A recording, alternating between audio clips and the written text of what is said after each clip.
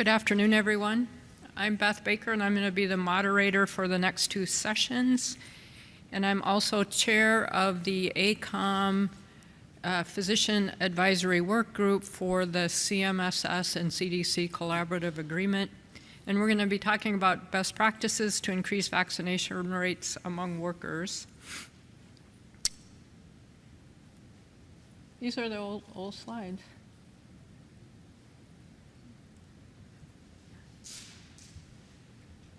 I have no disclosures, and turns out by the new slides, the only speaker who had disclosures was Dr. Brezhnev, who has some shares of Moderna. We also included, I think this was the main change. We also have the usual CDC disclaimer because it's partially funded by CDC in part.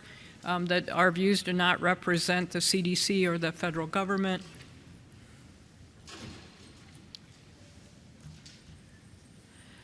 So ACOEM was lucky enough to be selected as one of 7 partner societies to partner with the Council of Medical Specialty Societies and CDC in a collaborative agreement in 2021. ACOEM's particular mission was to increase COVID-19, influenza, and routine adult vaccination rates among adults in occupational settings, particularly those with high health risk, through education, dissemination, and quality improvement initiatives. And actually, CDC told CMSS we needed to be included because we have access to the workers. These are the other stakeholders. They're mainly subspecialty societies under CMSS, in addition as us.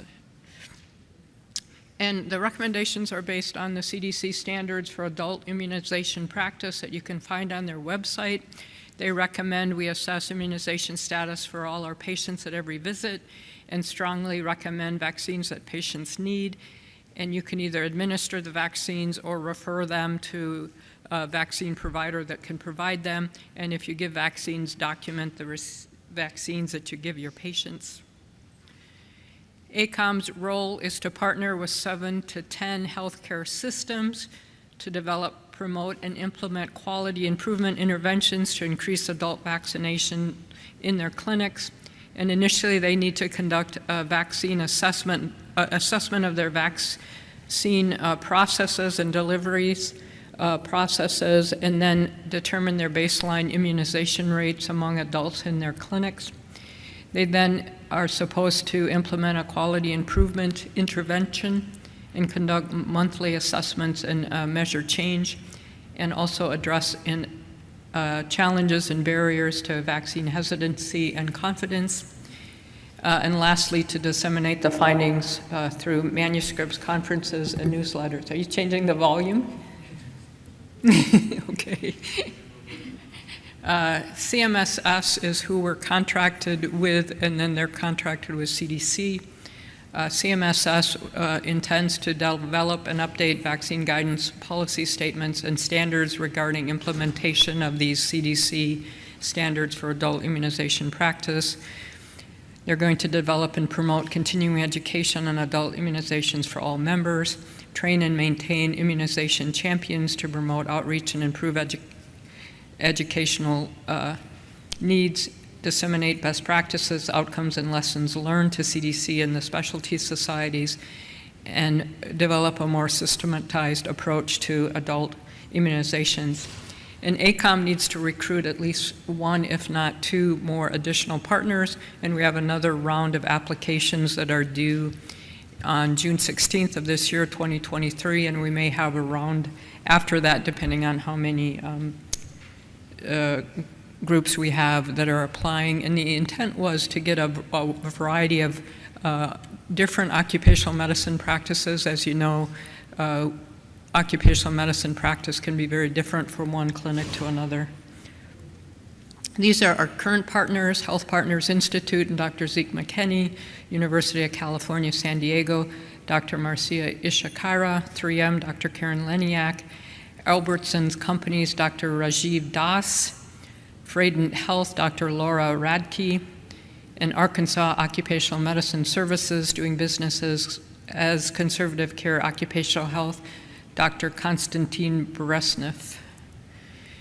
And we've had some publications already and had a variety of activities. So we've done publications on travelers' health and vaccinations, statement on adult immunizations, monkeypox guidance, and vaccine-specific podcasts, including vaccine side effects and vaccine hesitancy, bivalent boosters, flu season, and monkeypox. We sponsored a day of adult vaccine lectures at the Virtual Fall Summit in 2022. We've done virtual focus groups and had vaccine champion training, and these are all available on our website. This is the website. And if you have questions, please contact Julie Ording or Isabel Montoya Curtis, or visit the ACOEM membership booth. And first up is Dr. Karen Leniak.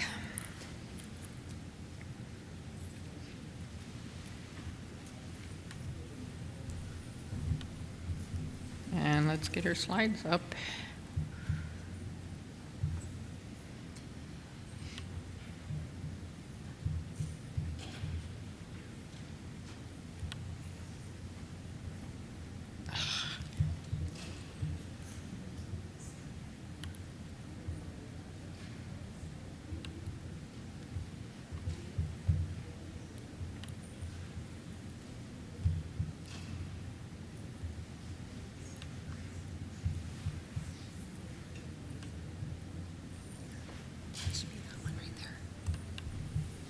There we go. Thank you. Hello, I'm Dr. Karen Lenick. I work at 3M. We're going to go through the best practices to increase vaccination rates among workers at 3M. And we were very pleased and excited to receive this initiative. I am trying to use this mouse to maximize the slides, and I have no idea how to do it. If someone could help me. Yeah. And like I'm pushing and nothing's happening. Sorry. Here. Oh, this button. Oh, thank you. Sorry. Okay, perfect. So I have no personal financial disclosures. We do have, this was made possible in part by the funding from the CDC from the grant. So the objectives are to talk about providing information about our historical vaccination efforts carried out by 3M Corporate Occupational Medicine, or COM, discuss challenges in determining effectiveness of vaccination efforts, and to share insights during the planning process of our quality improvement initiative to improve data collection methods and increase vaccination rates among the 3M workforce. So just a quick overview of 3M. As someone reminded me today, our initial name was Minnesota Mining and Manufacturing Company, and that still continues to be a big part of what we do, but we are divided into 4 business groups: safety and industrial, transportation and electronics, consumer and healthcare. We're present, have operations present in over 70 countries. We have over 95,000 employees globally, about 36,000 in the US. The work environment includes manufacturing and supply chain, so our production groups, and then we have people in the office setting, and then R&D. We introduced the Work Your Way model in 2022, and that allows on-site, hybrid, or remote work options with a focus on moments that matter. So if you're not in production, what are the moments when it's most important for you to be present and to see people in person? So COM itself is housed in R&D with a centralized structure, so we're very independent and we can make recommendations for best medical practice. We're staffed with occupational medicine board certified physicians, occupational health nurses or OHNs, epidemiologists, statisticians, analysts, and also our 3M Center clinic team. We set standards and manage occupational health programs and provide direction or supervision to nurses and physicians globally. We have over 50 nurses over 60 nurses at about 50 locations in the US, and about another 70 nurses and 45 physicians globally. We also support comprehensive health promotion initiatives such as the Healthy Living Program. So we have a history of vaccination efforts. For over 25 years, we've offered free on-site influenza vaccination, provided travel medicine guidance and vaccination, administered Hep B series for first responders, offered tetanus for work-related injuries, and have supported program elements, including vaccine supply. During the COVID pandemic, similar to many other employers, we became very active in promoting the COVID vaccine, trying to address vaccine hesitancy concerns. We administered surveys to see if people had interest in on-site vaccination, and then had several clinics. We were a Minnesota designated COVID-19 vaccine provider, and then we contracted with external vendors for on-site administration in other states. And we offered paid time off for employees to seek off-site COVID vaccination. So how effective are our vaccination efforts? So when we were trying to look at the program to see where we stand, we know that we have a fairly good turnout to our on-site clinics. Our nurses still carry the influenza vaccine and other vaccines on site, or several other vaccines, but not all. So we don't know how many people, though, are going off-site to get vaccinated. Are they not coming to our clinic because they're getting vaccinated or because they just don't want to be vaccinated at all? How can we efficiently receive and transmit information to state immunization registries? So for COVID, we were required to report in any COVID vaccines that we administer, but that isn't typically the case. We also don't have readily available access to our employees' vaccination history because we don't have an electronic communication between the IIRs and our electronic medical record. So how do we address vaccine hesitancy? As I'm sure you guys are all aware, that became a very critical point during the COVID pandemic. Whether or not this was an underlying issue beforehand, we don't know, because it had just never really come up before. And how do we identify and support vaccine champions? Because we had many people who stepped up during the pandemic, an HR person at one site who just really drove the COVID vaccine rates up dramatically at their site. So it doesn't have to be a healthcare professional. It can be anybody who feels strongly motivated about vaccines and wants to be a part of the initiative. So our quality improvement initiative is taking a two-pronged approach. We really need to build up our relationship with the IIR, so we know it's best practice to know the vaccination history before you administer a vaccine, and it's best practice to enter that information in a centralized place so others in the community are aware of their patient's vaccination history. With an electronic communication, it'll just make things much easier to track and then offer appropriate resources. We also need to work on vaccine education and consultation. Our site nurses in particular are highly trusted by the employees at their site, whether it's manufacturing or non-manufacturing. So how do we utilize those individuals to promote and also find other people through our healthy living teams to promote vaccination? So our achievements so far, I'm not going to read through all these, it just made me feel good to have a checklist. So our big one, though, was creating this QI team that consisted of comm providers and occupational health nurses to work collaboratively in the project as part of their standard work. And the grant resources are going towards a project manager who we just recently hired, and she's fantastic, to really drive the program forward. And then the rest of the resources will go towards incentives or travel or other grant-related expenses. So we really want this to be a part of who we are because we have always valued vaccination, and we just want to take it a step further. We selected 2 pilot sites with demographic variation and with very strong vaccine champions.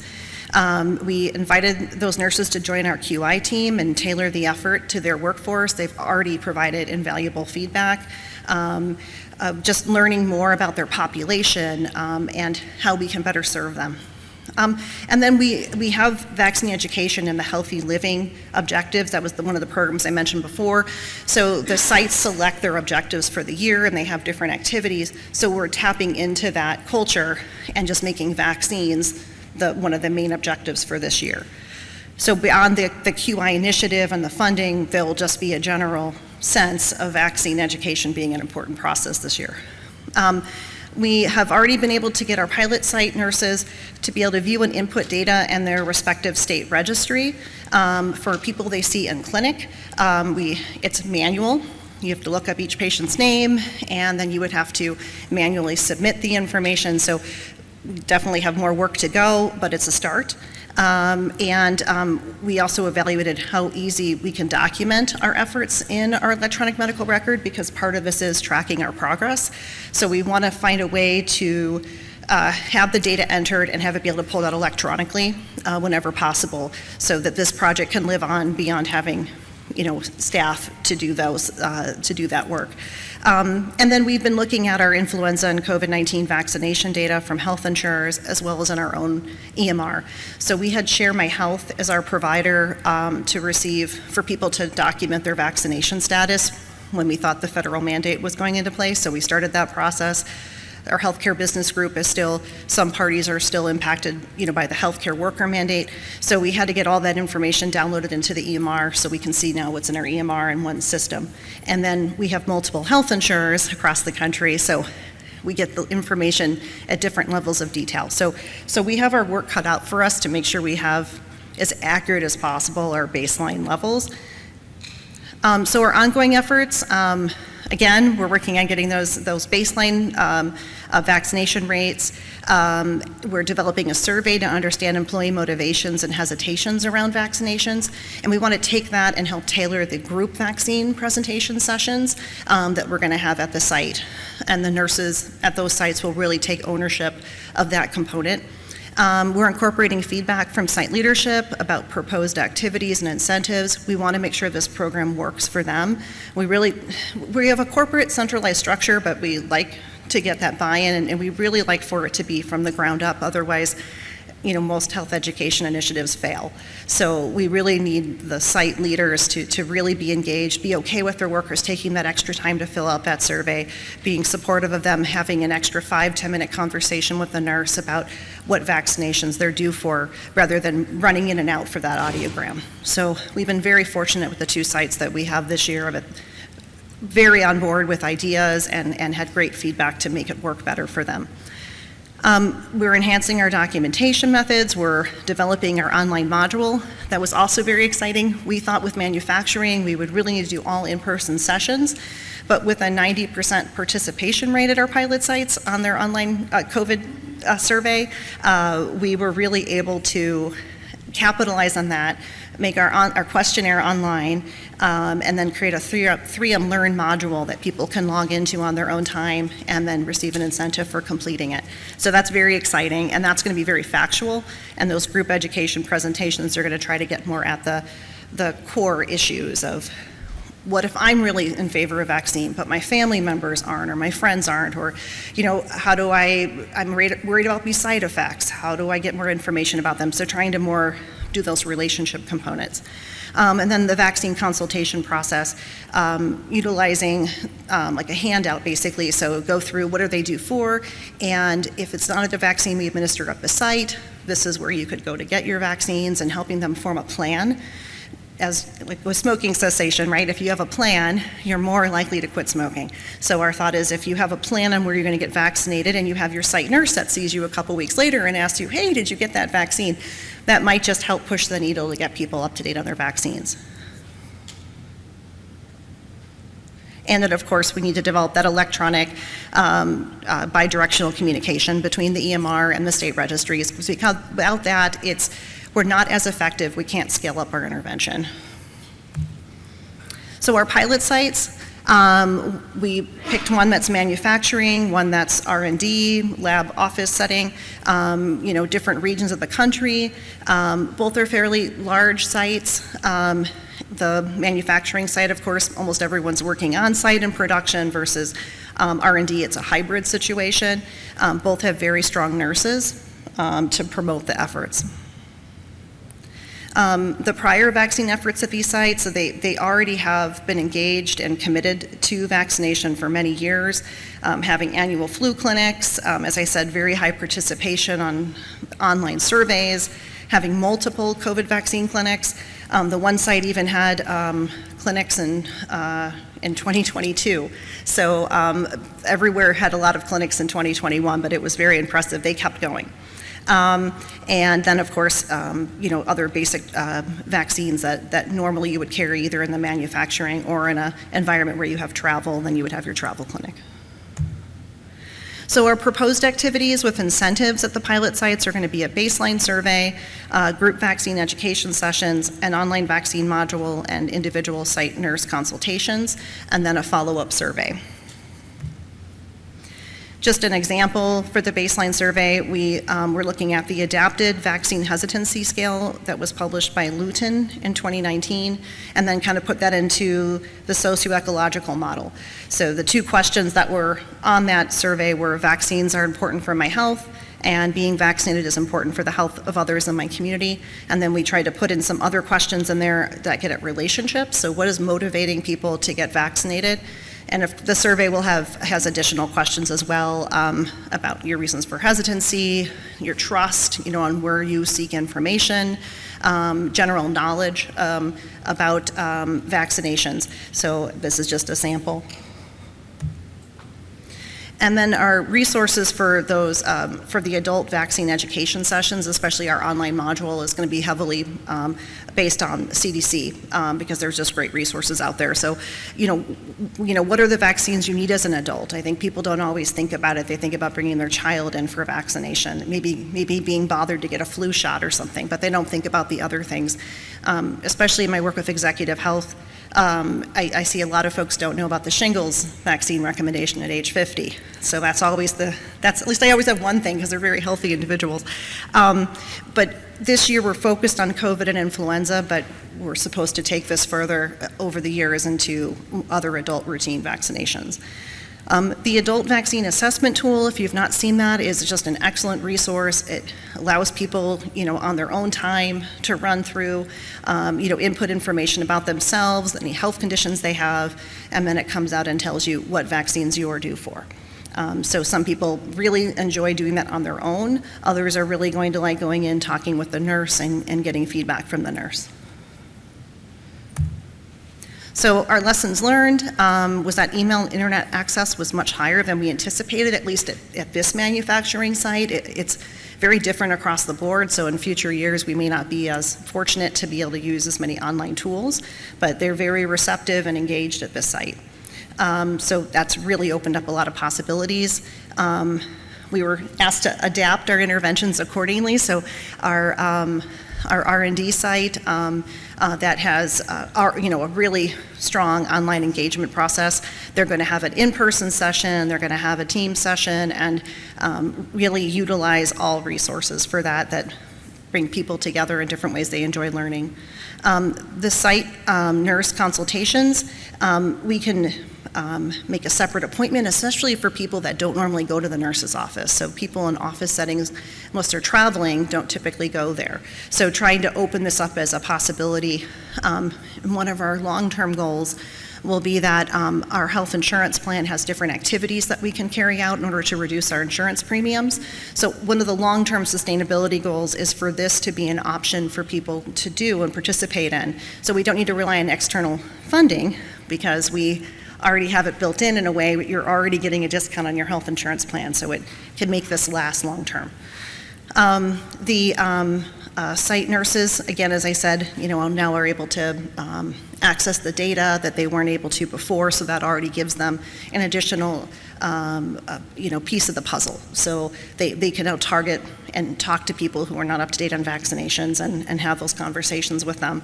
And then our EMR documentation methods, we're working on those now to make that as easy as possible and then to pull that data out. One thing we learned is we could not use our very popular internal reward system, which is the preferred way to do incentives and to do QI initiatives, but it won't work with the grant because we can't meet the federal contract requirements because of the way the billing is when the points are distributed. So we will have to do a more traditional monetary incentive, but again, from sustainability standpoint, with these healthy living programs, the more that we incorporate the available tools with our everyday wins rewards, we'll be likely to keep this going, maybe not incentivize at as high of a level, but still be able to provide people with motivation to continue with the program.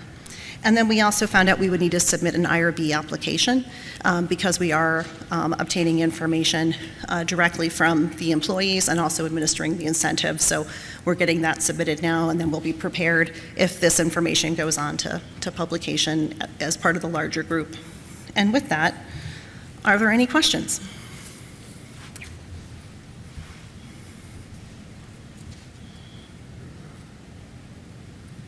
Thank you for a very clear presentation. I'm just a little confused on a conceptual level. Okay. You're not even placing these questionnaires at arm's length with a university partner. You seem to be doing this, if I'm not mistaken, directly out of management and employee health. As we know of the already existing risk factors for low vaccination rates, they relate to race, so that flips back and forth depending where you are. They relate to ethnic groups. They relate to politics in the country. And therefore your questionnaires are either asking very invasive questions from the point of view of what management generally asks and what workers tolerate answering for management, or you're ignoring all of that and you're looking for other risk factors or other factors that may be useful, assuming a homogeneous population, and that education is the key with incentives. So I'm asking you, which of those are you doing, and how's it going to work? So first, I would say with a quality improvement initiative, you're trying multiple things. This isn't a traditional research study, university-based, where there's a beginning, a middle, and end. We are this first year trying to do this baseline and follow-up survey, and part of that follow-up survey will be program evaluation. The questionnaire, we're working with the site nurses that have really great relationships with their employees. There's also healthy living teams at these sites already as well that we can consult with to get some feedback from them on the questions. The idea is to ask about what motivates them, what are their hesitancies, what is their baseline knowledge, and there is a demographic section to try to look at we can analyze to look if there's a difference among different racial groups. Our one location is primarily white, but there is a small Hispanic population and a couple other different races as well. Our other site is primarily white, but a very large Hispanic population and a black population as well. So we won't have as much diversity as we would love to have from that perspective, but we are going to capture that information and see if there's anything we can learn from it. This is, to me, QI is the PDSA Plan, Study, Do, Act. So as we come along and we're learning from what we're doing, then we refine and change what we're doing. So. And you have your own embedded medical clinics. Yeah, we have. That Yeah. reports to the medical department, where Dr. Leniak is. So we have. Oh, sorry. Dr. Baker was saying that we have our own embedded medical clinics. So every site, every manufacturing site, except for maybe like 2 in the U.S., have an on-site nurse that's there a regular amount of hours. So there's already an incredible amount of trust with that site nurse.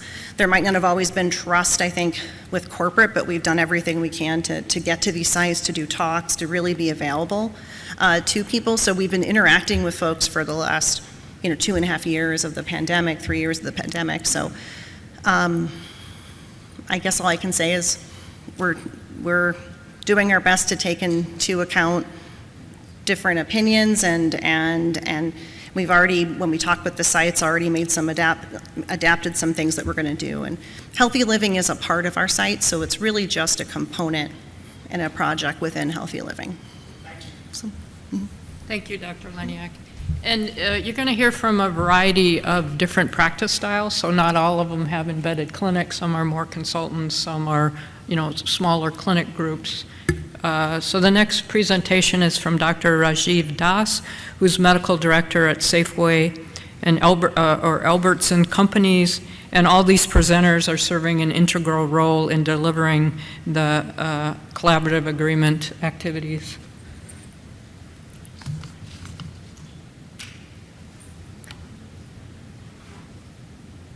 You can come up. Sorry, I'm pulling up your slides.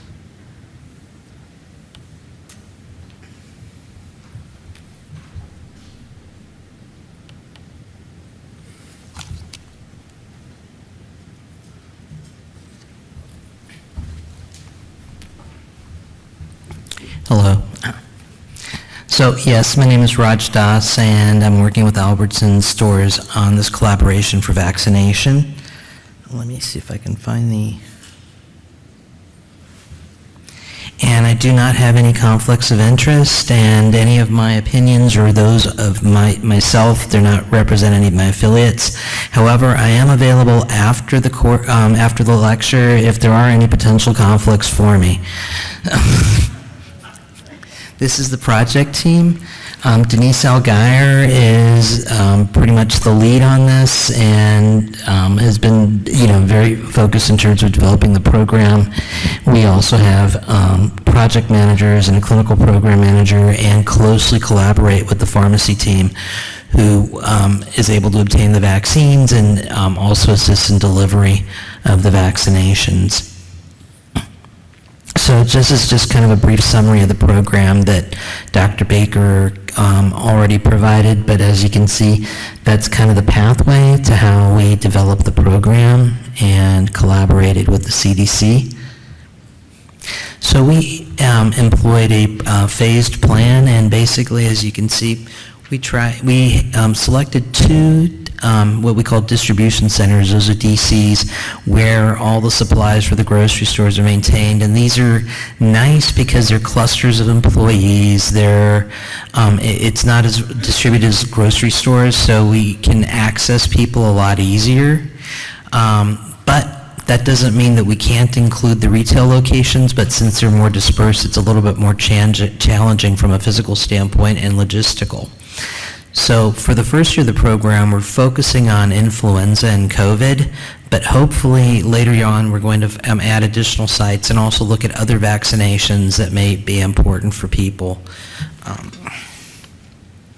So we collected baseline vaccination data and compared it to, benchmarked it against the communities that they're in. So we had one distribution center located in California with a vaccination rate of about 40%. And this was considered an opportunity because the surrounding area had a vaccination of about 66%, so that indicated that there was more hesitancy among our employees than there were within the community, and this presented a significant opportunity.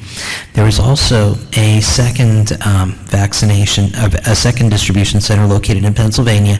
Don't worry, it's not in Philadelphia, but it was a 48%, and with the surrounding community was approximately 61%. So they completed the primary series of vaccinations initially. So what are the opportunities for the future? We would like to identify the best practices for systemizing vaccine needs assessment in terms of what's our process going to be to determine who needs to be vaccinated and what are the hesitancies, and kind of streamline the collaboration with the on-site clinic partners. Since we're so large, sometimes we have internal resources like the pharmacy, and sometimes we have to rely upon vendors. So there needs to be somewhat of a consistent, streamlined process. And as I mentioned, we establish more collaboration with the pharmacy team, and it basically comes down to communication, coordination with the district, with the distribution center itself as well.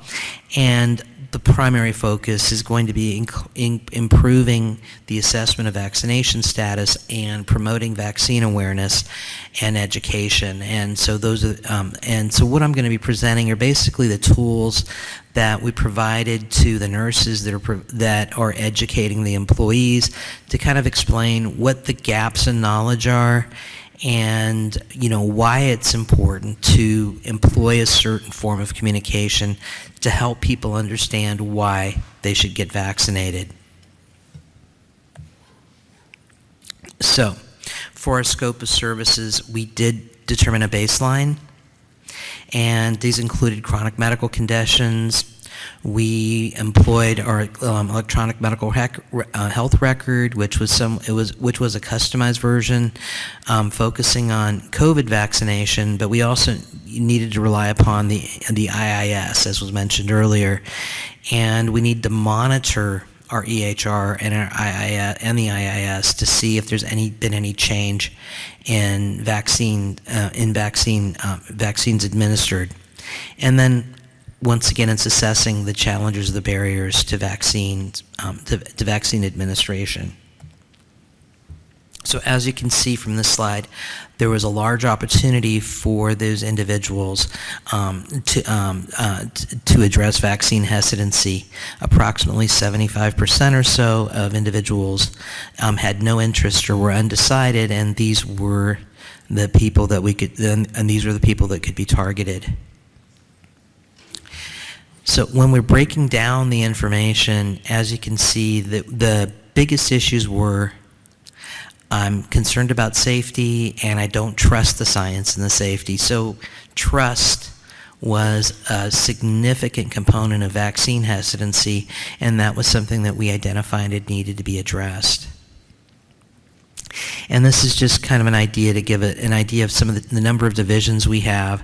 I've blacked out their locations, but you can get a sense of idea of where the priority areas were in terms of the percentage of total people with vaccine hesitancy. And so we had some, approximately 10 to 15%, some areas with 10 to 15% of individuals that were hesitant to get vaccinated.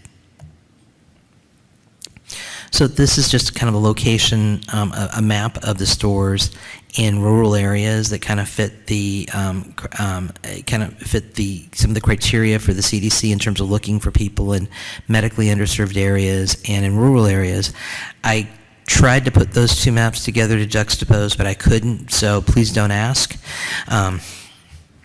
As far as the scope of services that we need to develop and implement a quality improvement program that will increase vaccine coverage. And our plan is to have a pilot and then kind of expand it to other sites depending on the success of the effectiveness of the tools we employ at the pilot site. And one of the things that we learned is that we need to develop more culturally and linguistically appropriate resources to reach the workers, because with our employee population, we have a lot of varied demographics and a lot of different beliefs. So it has to be very, very regional in terms of the approach of education. It can't be one size fits all for our employee population. So some of the examples of things that we've learned are we need to identify champions and peer educators that are appropriate for that location. We have a Trusted Voices campaign, and so some of the individuals Denise actually was one of the Trusted Voices, would be on a streaming video in the distribution centers where they would have lots of information. And just by repetition and frequency, people would identify with her when she went to one of the locations, and the familiarity bred trust. And so I think that was one of the lessons learned. We also have to understand how to develop more than one approach to educate people. It's not just emails, it's not just handouts, it's not just meetings. It's trying to find the most effective tool in combination to meet people. And then the other issue is just operational in terms of streamlining our processes to make sure that when we send people there, the people that need to get vaccinated are there. And those are certain coordination examples. So one of the things we've also identified is we need to spend money on our electronic health record so that the vaccination protocols are incorporated a little bit better. And as identified earlier, there needs to be some type of communication between the IIS and the EHR to more efficiently review the immunization status of employees, because if they get the vaccines with their healthcare provider, we may not be aware of it, and we may try to bother them with information that they don't necessarily need. And then we also need to collect the data so that we can actively meet our obligations for the grant. So this is some of the information that's actually kind of communicated to the nurses providing the education. And the issue is that people, as you heard from before, people need to hear from people that they trust, because trust was identified as one of the main barriers to obtain vaccination. And there's a reference to a study where where scientists are highly trusted, followed by the individual's healthcare provider. But not everyone has access to a healthcare provider, and therefore, and at least in our communities, pharmacists serve as trusted healthcare providers, and that presents an opportunity to educate individuals as well. And, also nurses, specifically, we have a lot of nurses working are identified as the highest trusted profession. Doctors are a number 2. But one of the things that's interesting is a trend, if you look according to Gallup Poll, that trend of trust has actually gone down for nurses and doctors. So there is an opportunity there, I guess, for us to kind of elevate ourselves. Even though we're better than everybody else, we're still not as good as we used to be when it comes to that. So 2 of the kind of interventions that were identified as opportunities to improve our approach to address vaccine hesitancy were, one was active listening. And the key is listen and actually listen. Don't try to tell, don't try to inform, but listen first. And then ask open-ended questions about why are you like this, not yes and no, but try to understand an individual, why they're hesitant, and give them the opportunity to explain. In healthcare, a lot of times we try to correct or fix, but this is a situation where it's more important to listen. And then the opportunity is there to give them the opportunity to empower themselves, educate them so that they can make the decision. It's not you telling them what to do, it's them deciding what to do. And it may sound like the same thing, but there is a difference, and I think that's a program approach, just from a philosophical approach, that can make a difference, and hopefully we'll be able to measure that in the future. And the key is that individuals need to find their own reason to get vaccinated. It's not because of the reasons that we're telling them to get vaccinated, but it's very personal to them. So we have to understand an individual's perspective, and this is some of the key points given to the nurses talking to the individual patients when they're hesitant to get vaccinated. And the key is not to judge. It's to listen and to understand and empathize. And it's not to dismiss. And I think that's part of the process, that we have to kind of step back and listen to what people have to say and acknowledge that some of their fears, even though they may not make sense scientifically, are still appropriate and need to be addressed. And as I stated before, it's also to find out, where are people getting their information? Why do they believe that to be true when all of the other information is to the contrary? So it's to deeply understand why people think the way they do, and not to dismiss their sources, but to ask them to understand and analyze their sources for consistency, in terms of, have they seen any of these things happen, etc. And so that's very important. And then the key issue is also share information to appropriate sources of information so that they can make a determination for themselves. And so part of the key is to ask them why, give them opportunities to explain why they should get vaccinated. A lot of times it's kind of compulsory, and so the issue is the return on investment in terms of, or the risk analysis. What are they scared of? And what is the likelihood of that fear happening? And so I think those are some of the kind of the keys to kind of get them to get a sense of convincing themselves about what they need to do. And then addressing some of the logistical issues.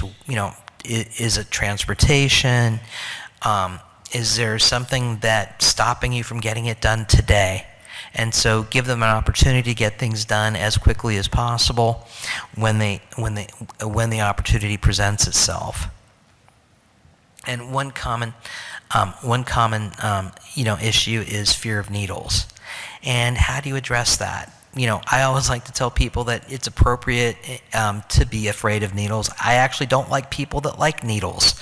So it's So it's completely legit. And then the issue is in terms of what are the approaches you can have. And in our typical clinical scenario, people are in pain and we're offering them injections and they're scared of the needle.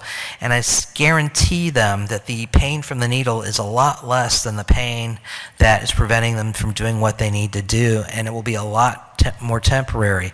With the vaccination, it's a little bit different, but still kind of the same, the same process is, relaxation strategies, some of the cognitive behavioral therapy approaches that we, work with for our individuals, but, it's a very brief little pinch.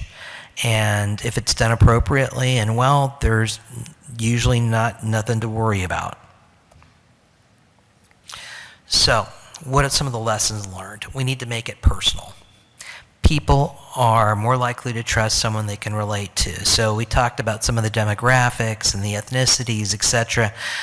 So those are the kinds of individuals that they can relate to. So if there's a pharmacist with the same ethnicity of the majority of that population in that workforce, that can be a little bit more helpful and useful in terms of addressing some of the concerns and identifying what the concerns of that population and being able to demonstrate this is why it's okay, this is why I plan to get vaccinated and I'm not hesitant about getting vaccinated, and yes, I do understand and I empathize with why you don't want to get vaccinated, and I think that's kind of the key.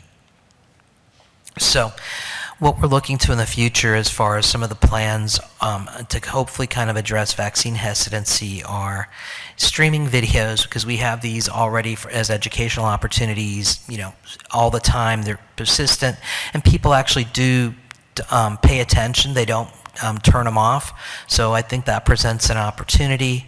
Store directors usually have meetings and huddles with employees, so kind of getting at the ground level in terms of having them educate, explain about the vaccination opportunities, and let them know they've got the time to go get it done. And another concept in terms of active versus passive clinics. Typically when we would have a clinic, we would have someone there sitting at a booth with a needle waiting for people to stop by. And what we found is that people that were actually enthusiastic and went out talking to people, and it wasn't like you're trying to go out there and corral anybody, but at the same time just letting people know that you're there, you have a smile on your face, you look trustworthy, come on down, and it actually made an impact. And so that's one of the things that people are going to try to be doing, is not just be stuck in the corner somewhere, but making themselves a little bit more prominent, of course without interfering with the work productivity, etc., because that's important. And also, just from a philosophical standpoint, active listening, and that's really kind of the key from an education standpoint.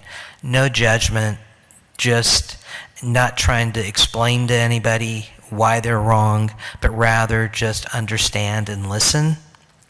And then also kind of come from the approach that if someone chooses not to get vaccinated, it's not because they can't understand what we're saying, it's because we're not communicating it well. And I think that frame shift actually hopefully will be a little bit more effective in the future, and it's kind of based upon some of the principles that have already been, kind of reviewed and provided. That's the conclusion. Any questions? Thank you.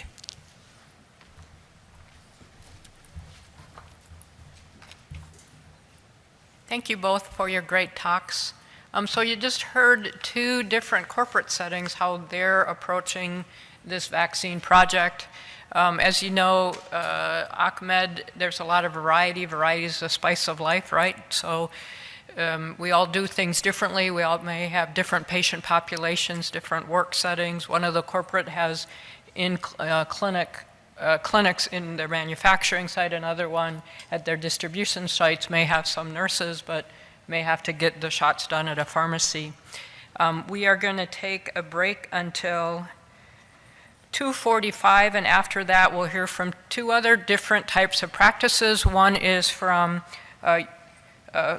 university setting, University of California, San Diego. And then the other one is a kind of smaller bread and butter occupational medicine clinic. So to give you the perspective of, what these different work settings are doing for vaccine hesitancy. Any questions? Okay, so again, a break until 2:45.